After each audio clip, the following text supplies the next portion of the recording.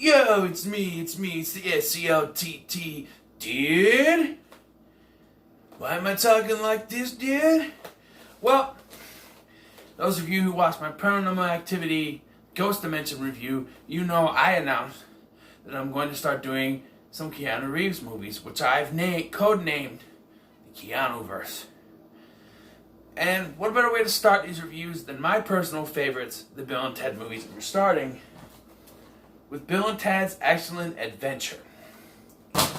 Now, going through these movies, I'm going to have to rewatch a bunch of them because I haven't seen them in a while. The Bill and Ted movies, however, I know by heart, so I can take you through them. So we'll start with Bill and Ted's Excellent Adventure, and this movie is about two high school teenagers, Bill as Preston Esquire and Ted Theodore Logan. A man named Rufus is sent from the past to help them with their history report, which they're going to fail unless he helps them. He brings them a time machine phone booth that allows them to go through time and learn about history. But being rad dudes from the 80s, they decide to go through time and take historical figures out of their time period and bring them to 1988 San Dimas, California to do a report on what they think of San Dimas today. And I believe I can name all the historical figures without needing to look at a list. They get, in order I might add, possibly, Napoleon, Billy the Kid, Socrates or Socrates, Sigmund Freud, Beethoven, Genghis Khan, Joan of Arc, and Abraham Lincoln. I believe that's all of them. I believe that's it. There is one point in which they go to medieval England and they meet the Princess Babes, which they are destined to fall in love with, and they are part of the band as well. There's only one problem with Bill and because they are destined. Rufus tells them they're destined to become the world's greatest band, and they're supposed to give like world peace and no more fighting, no more wars, nothing because of their music. One problem: they can't play. They try to play, they suck, and that's a big problem.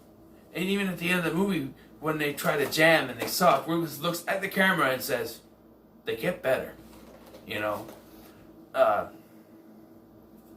But yeah, they go through time, they get the historical figures, and there is an antagonist in this, but he's not really a villain, and that's Ted's dad, Chet Logan, Lieutenant Chet Logan. He's a police officer, and he wants Ted to go to Alaskan military school and not be a part of this band because he believes the military school is what's better for him.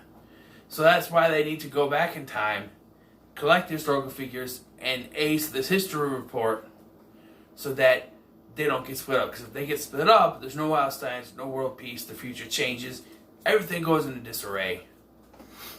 Wild Stallions is their band, by the way. Rufus, played by George Carlin, tells them, you know, all this stuff. He takes them to Austria, where the French had just invaded, and that's how they get Napoleon, and that's how they get the idea, oh, we need to go through time and bag a bunch of other historical figures. They start with Billy the Kid in the Old West. They go to Socrates, and what are they called? There's a civilization like that. And, you know, other places to get these historical figures. And once they leave Napoleon with Chet's little brother Deacon, and Deacon ditches him. So when they get back, they leave the other historical figures at the local San Dimas Mall to go get Napoleon. They'll only find out that he was ditched. So where's the one place that you can find Napoleon? Waterloo, because that's what they call their water park in San Dimas, apparently, is Waterloo. And if you're a history buff, you know that Waterloo and Napoleon they go together. So they find him at the water park. They take him to the mall. They find out that all the historical figures that caused mayhem in the mall, like Genghis Khan going nuts on a department store mannequin, Joan of Arc taking over an exercise thing, Beethoven rocking out on a synthesizer and not wanting to go, and like Sigmund Freud, Billy the Kid, and Socrates being chased by security, which I don't think they really did anything wrong. Well, there was a really funny scene where they're like, Socrates and Billy are hitting on these chicks, right? On these women. Chicks, dude. Babes. And we're like, I'm Billy the Kid. This is Socrates. And he takes out his wonder poster and he goes, we're from history. And then Sigmund Freud walks up and he goes, hello, my name is Sigmund. My name is Dr. Freud, but you may call me Siggy. And they call him a geek. And the girls leave. And then Billy goes, way to go, egghead. And Socrates goes, geek. And then Sigmund Freud says, what is a geek?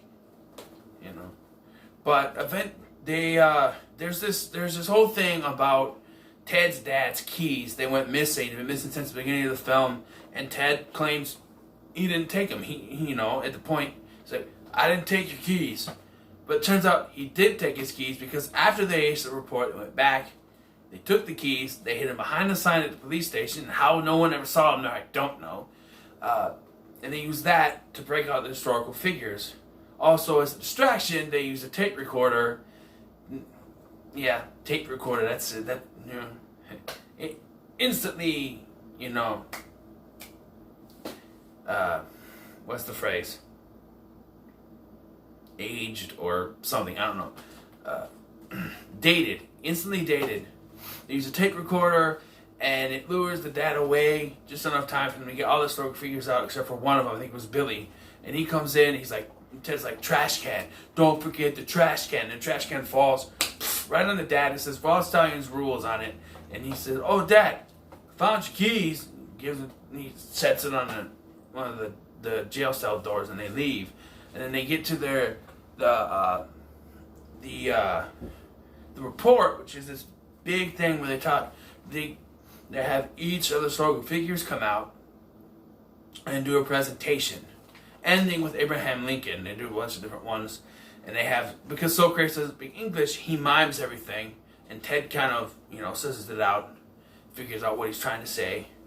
But the last one is the most memorable, and that's Abraham Lincoln, and he does a variation of his Gettysburg Address, where he goes,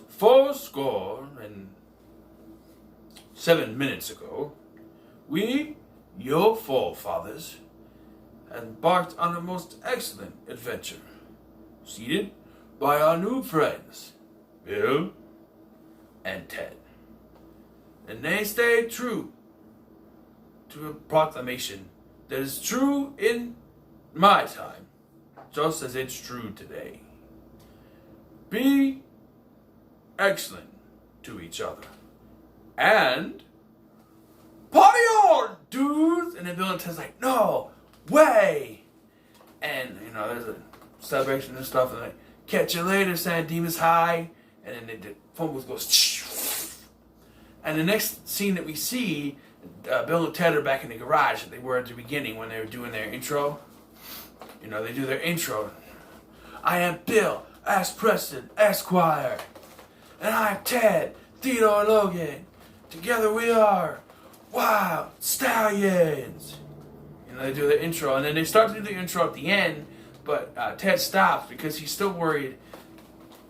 What's the exchange? At the beginning of the movie, I forgot this. The exchange at the beginning of the movie, they go, Ted, Bill, I don't know, we believe it's successful unless we have Eddie Van Halen on guitar. Yes, Ted, but how can we be successful if we don't have decent instruments? Well, how can we have decent instruments if we don't know how to play? That is why we need,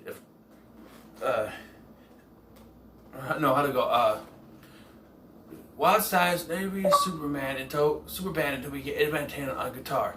I don't think we can get Eddie Van Halen until we have a triumphant video. Well, how can we get a try video if we don't have decent instruments? Well, how can we can't get decent instruments if we don't even know how to play? That is why we need an Van Halen. And that is why we need a triumphant video. Whoa. Excellent. We meant to remember that. But that's at the beginning. This is the end, and they're there, and they're just kind of down.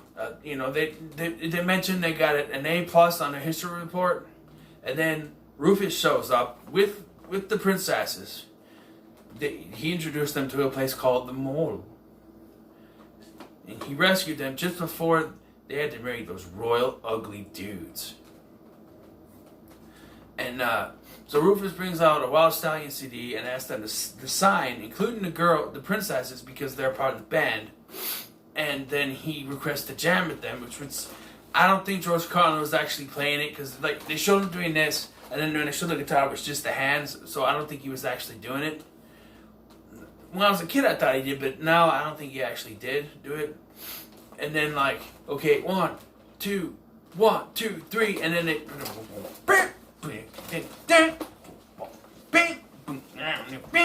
And that's where Rufus looks at the screen and goes, they get better. Although the copy I had, my grandma had transferred it back when I was a kid from one tape to another, so it got cut off by the beginning of Mary Poppins, the way that we had it back when I was a kid. I don't have that tape anymore. But I wish I could get the VHS copies. I should try to do that to display, you know. I want to get the soundtracks too to both movies. But yeah, that's Bill and Ted's Excellent Adventure. Guys, this is my first 10 for 10. 10 out of 10. It's my first one. I knew it was going to be. That's why I wanted to do these first. That, and I don't need to rewatch them to do them. So that's Bill and Ted's Excellent Adventure. What do you guys think about Bill and Ted's Excellent Adventure? Let me know in the comments. Like, share, subscribe, dudes. Like, share, and subscribe to Scotty Boy Rules on YouTube. And catch you later, dudes.